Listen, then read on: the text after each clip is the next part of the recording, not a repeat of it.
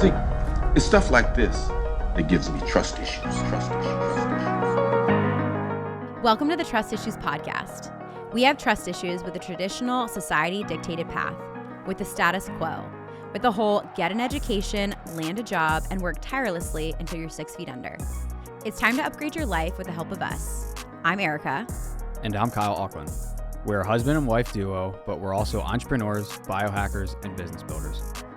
Every week, we're dedicated to having purposeful conversations with each other and leading experts on topics like wellness, relationships, and entrepreneurship. Subscribe to Trust Issues Podcast if you're looking for bold topics, honest dialogue, and valuable lessons. Welcome back to another episode of the Trust Issues Podcast. Today, we're going to talk about AI, artificial intelligence, how we're using it in our business, how you can use it in your business. Here's the deal. Gone are the days where you have to figure out everything on your own.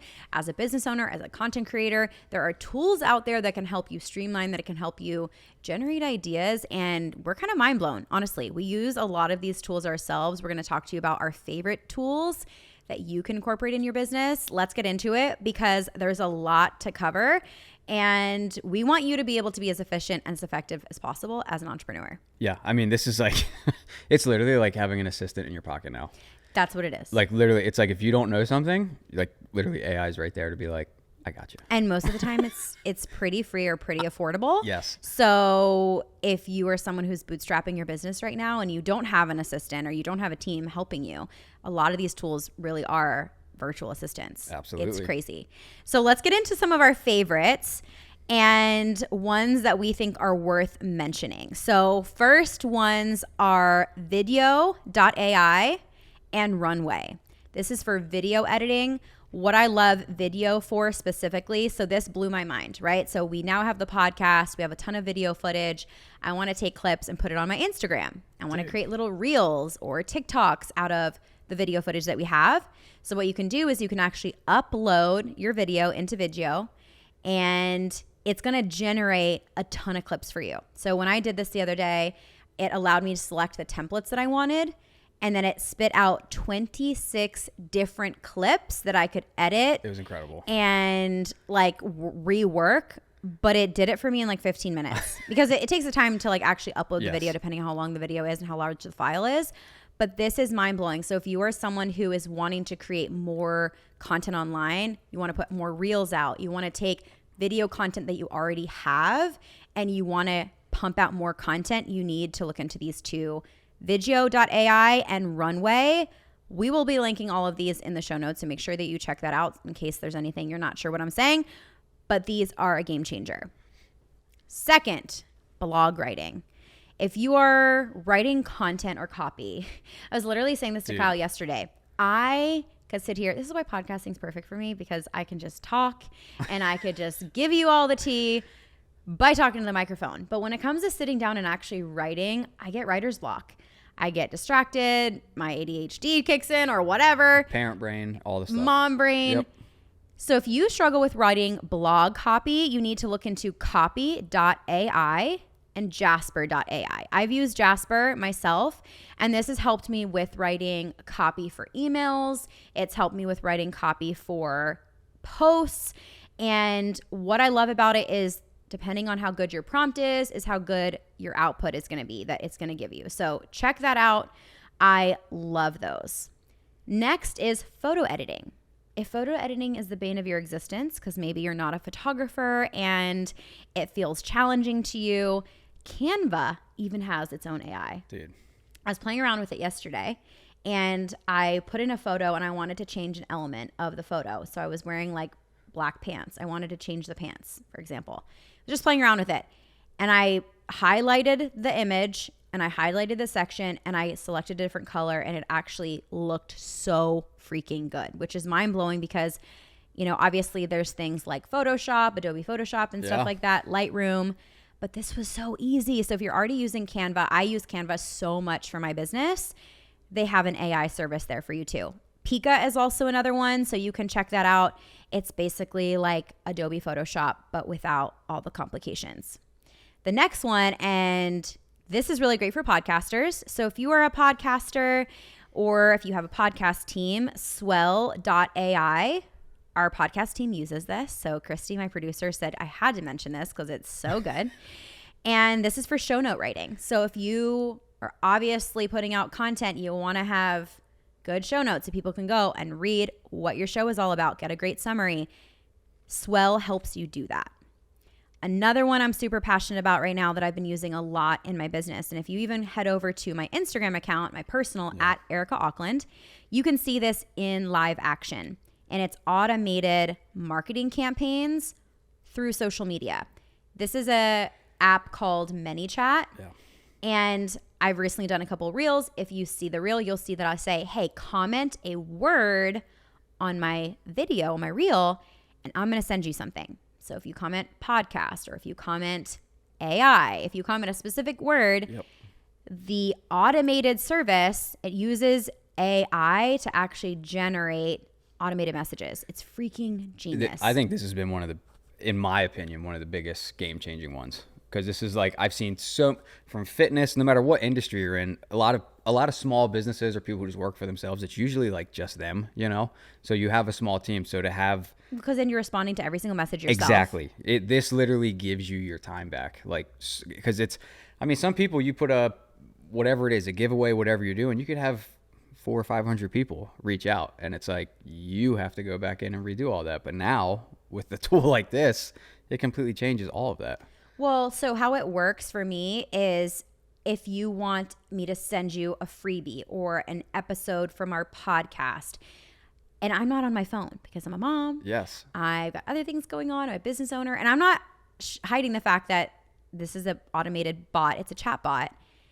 This is something that can actually, I can like set it up and I can utilize the service to be able to, and personalize it to reach out to my audience for me. So it's genius. You guys are seeing this all over right now. This is not new, but it's really genius because I think especially with how social media is, you're seeing a decline in lead magnet subscriptions or enrollments because people don't want to leave the app. They don't want to leave the Instagram app. So they're going to, they want to just stay on the Instagram app. They want to stay on the Facebook app. With ManyChat, they don't have to opt in. So it's really cool. And it's really great if you're someone who's building your email list. I would highly suggest using something like ManyChat. There's a couple other ones as well. I think Chatbot, Etize, there's another one. We'll link all this, but ManyChat's the one that I use and I think is really great. The next one, we both geek out over this one, is ChatGPT. ChatGPT. If you've been living under a rock, you probably have never heard of ChatGPT, but if you are building an online business, you've heard of ChatGPT. Everyone's talking about ChatGPT. How are you using it right now?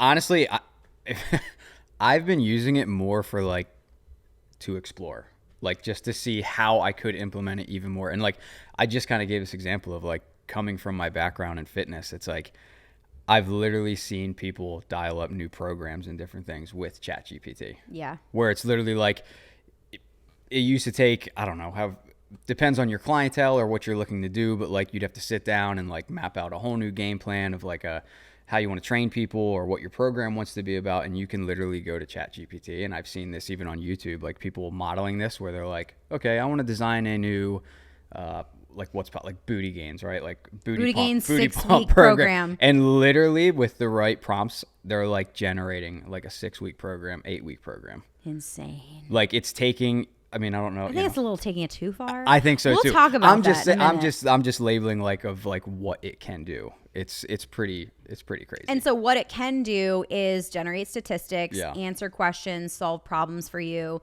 creating SEO friendly titles. I've used it from everything from helping me generate ideas. I'll sit down sometimes and I'll say, okay, I know this is my specific client, my ideal client. This is the pain points that she has. This is the things that keep her up at night. Here's how I solve her problems. Give me 5 ideas for a reel that I could do that would speak to that person and it would be compelling. And it spits it out for you. Or, hey, I'm writing an email sequence and I need 3 emails and I need first email to be about this, second email to be about this, third to be about this. This is who my ideal client is. This is who's reading it. This is the problem that they're facing. How can I help them? Can you draft me up 3 emails? And it will do that. But the thing I will say about this is like, it's the input that's going to determine your output. We're going to give you some more tips on how to use these specific apps in a second. But I really, really think ChatGPT is probably the most popular of all the AI tools right now because it is just so well-rounded and there's so many things you can do with it. So if you're new to this and you're just like, I don't even know where to start, ChatGPT is probably the best place to start. And they have a free version and they also have a paid version 4 or 3. I think the version 3 is the free one. If you want to check out ChatGPT, you need to go to chat.openai.com. Yeah. And that's where you're going to find the juice that GPT has for you. The next one is Midjourney, and Midjourney is for actually creating art. So this is super cool. And it can actually help with generating images from language descriptions. So you could type in and be like, okay, I need a photo or a piece of art that is a woman holding an orange sitting at a table. And it's going to do it for you. And it's so good. It's crazy. It's like, this is getting wild. But that's really cool. Midjourney is awesome if you're maybe creating super aesthetic content. You want to add something different to your content by creating art pieces. I don't know. I mean, there's like endless possibilities in how to get creative. There's another one called tome.app, and it takes your scripts and actually turns them into presentations. So it's PowerPoints. So if you're someone who creates a lot of PowerPoints, maybe you're a teacher. Are you a teacher, or you're in another industry where you're creating a lot of presentations to present to a classroom or to a board? You could use tome.app. I keep wanting to say AI, but it's app. Yeah. You can use Tome and try that out. So that's a really cool one. Another one is sounddraw.io, and this is royalty-free music. So I know you were using this and playing around with this. Because that is something, it's happened to me so many times. I will still get notifications on Instagram from like a video I posted 2-3 years ago, and it's like, Sony Music is removing this video because you use like, I don't know, like a Linkin Park song or something. You know what I mean? Just in the background. Oh, absolutely. Like because they own the rights to it. That's right. Yeah, so literally you can create your own royalty-free music, and I know there's other sites out there where you can buy, and take royalty-free songs, but these are like really good. Yeah, and you can shorten a chorus. You can literally adjust it exactly how you need it. It's like you're your own DJ. Exactly. It's like, are a lot of people going to be out of a job? Oh my gosh, no. No, this is to enhance. Yes. But it's like if you want a good song for the background of your YouTube video or the background of your podcast. And it's fast. And it's like right there. Yes. That's so good. I think it's so hard because it's like, where do you go look? Do you go to Google? Like, I need to find royalty-free music. And then you're just on all these sketchy different websites. Yeah, and there's a bunch of different sites. But then when you're on there, you can select your genres. And it's like you still have to search through all these songs to find a nice one. But they're actually quality. Yeah, and this you can literally get to it Kyle's quick. The music guy, so this is, if you approve. It fascinates me, yeah. I love that.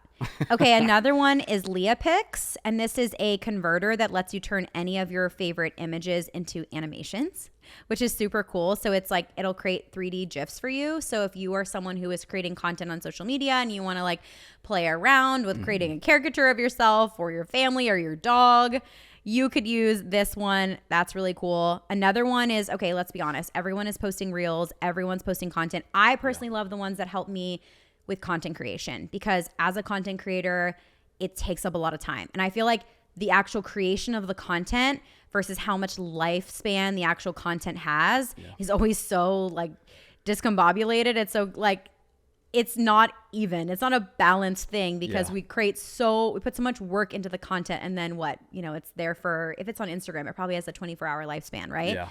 So Flicky actually helps you create videos from scripts or blog posts using realistic AI-powered voices. It does this in 2 minutes. So this is really great for people that maybe you don't have a personal brand. Maybe you're not using your own face and you're not getting on camera like, hey, it's me. Like, I have a personal brand. So that is just easy for me to pop on camera and just say, hey guys, what's up? Yeah. But maybe that's not your business. Maybe you're selling a product or something. Maybe you're selling something that requires other voices that you want to use. You could use Flicky to create some AI powered content. And you could even take like an idea for you is you could take a testimonial that you get from someone, and you could make it come to life with Flicky. Like that kind of stuff is really, really cool. Another one is Fireflies, and this will help your team record, transcribe, search, and analyze voice conversations and generate notes from them. So if you maybe have a team that meets and you want to set up Fireflies, it can actually take those notes instead of you having to be the note taker. You know, Yeah. I mean, I always think about high school, the person who was always my taking gosh. notes in our like little assembly classes we would do, right? Like, Yeah. oh my gosh, how much work that is to sit there, handwrite or type. Note taking is so cumbersome. It's some of these things. And that's why I think AI is so Beautiful. handy Yeah. and it's so brilliant when used well. I mean, we're not saying to go create an entire course around it. Yeah. Like from something you generated from AI that's not your own genuine work. Exactly. But use it as your back pocket assistant. Use it to help you save time and to be more productive and to really work less but have more results. That's why we love AI. So we have 4 tips for you that is going to help you use these AI tools in your business with intention and with the max result. So I think the first thing is choosing the right tools for you. Listen, we mentioned a lot. Maybe you don't need all of them. Don't use all of them. I don't use even all the ones that we mentioned, but we wanted to pull for you options depending on the business that you're in. For me, ChatGPT is my GOAT. I use that every single day. I also use Vidyo. I love that one. ManyChat I use every single day. I also love the other one that I'm using right now is the Canva and Jasper. So there's just a handful of ones. Maybe you don't need all of them. Figure out the ones that you need for your specific industry. And even if you search, you could even go into the search function on your desktop, Google it out and say, hey, this is my industry. What are some of the best AI tools for my industry? Honestly, you could probably go to ChatGPT and ChatGPT would probably tell you that because dude, I was it's literally a going to search say engine. that. I literally use ChatGPT more than I use Google Oh yeah. to look things up no matter what it is. It's like I'm using that more. ChatGPT is like the new Google. It's so smart. I know. Yeah. The next tip for you is your input determines your output. So you're really only going to get out of these tools what you give it. And what I have found is that the better your prompts are, the better the responses are going to be. So if I were to type in, let's use ChatGPT for an example. If I were to type in, hey, I need 5 ideas for content, it's going to be super directionless, it's going to be super generic, and it's not going to give me what I need. Versus, hey, you are a marketing expert. I am helping these people solve this problem. This is my specific ideal customer avatar. This is the product that I sell. This is how it helps people. Based on what you know, I would like to create content that would attract new customers to my business. Could you give me 5 ideas for pieces of content that could do that? Yeah. The prompt is everything. It's always in the prompt. And I actually created 50 prompts for you, specific prompts. Doesn't matter what your industry is. I created some that are for all types of content. And then I also created some that are specific for reels. So if you're creating video content on social media, you can go to trustissuespodcast.co/AI and you can get all these prompts. There's 50 of them for free. You can copy and paste them right into ChatGPT and you're going to start to notice. And really what I love about these prompts is it's going to help you see the difference between maybe the prompts you're using right now versus the ones that actually get you the juicy answers that you're looking for. Yeah. So your input always determines your output. So really think hard and be more detailed. It's all about the details with it. The better your prompts, the more detailed you are, the better answers you're going to get, the better the system will run for you. Right. It's still a machine, right? Yes. So it's not a person. Yeah. I mean, at least as far as we don't know, we know, we don't know. And that literally bleeds right into our third point of like, you have to keep in mind that like people are connecting with you for the human connection and what you offer. Right. Whereas if you just kind of let your business run off of AI and it kind of bleeds into a little mundane of like, you can almost tell things are just generated AI, you know? Well, it's like very generic, not as personal content. Yeah. Yes. Like you can tell that's not how someone actually talks or writes. Yes. So, and actually this is a very recent thing that happened. Kind of unfortunate, but there was a NBA player just the other week and he was on video footage in his car where he was waving around a gun. So he got in trouble and he issued an apology, put it out on social media. Oh and no, did he use ChatGPT? the internet went after it. So they literally typed in ChatGPT like to issue an apology based off of what he did, and word for word, it was the exact apology that he posted. Bro. That ChatGPT. So like, and I don't know what else came from that. I haven't like checked back up on it, but it was blasted all over that like, dude, you're not even sorry. Like you literally used AI to put an apology out. Oh, like, shoot. I haven't looked more into it, but I'm like, okay, wow, people need to be so like be mindful. If you think Don't AI abuse is it. gonna like, you can get found out if you're, Well, that's where the details really do matter. I think that's where, as an entrepreneur, like, and it's going to go into our fourth and final point here, is you cannot sell or use AI generated content and pose it as your own content. Yes. Use it to help you write something. You can give it a draft and say, hey, can you make this sound a little better? I will always ask it to draft me emails, and then I'll like change it because I want to make sure it sounds like me. I want to make sure it has, but the meat and potatoes are good, but I want to like change some things, or I didn't really like point 3 in that email, so I'm going to change it out. You want to work with it, but don't pose the content as your own. Don't use it as like, oh, I'm going to create a whole course based on what I tell ChatGPT to write for me, right? Like, let's be in integrity and use it as an assistant, but don't use it as a replacement. And you got to think, once your audience or whatever is sees that like maybe you are getting lazy and you're just replacing, they're going to fade away from you real quick. Well, like, people are attracted to authenticity, right? Yes, to genuine 100%. Connection. Yes. So you got to be careful. And in a world of AI, I think we want connection more than ever. So use it to help you, but don't use it to replace you. And we actually want to recommend the work of Paige Griffith. She is a contract lawyer, and she has an incredible resource. We're going to put it in our show notes. You need this if you were going to use any AI generated content for your website. She has a disclaimer clause that you can put on the terms and conditions, privacy policy on your website that's just going to protect you. So for me, like, I will use AI to give me ideas for blog post titles, for captions.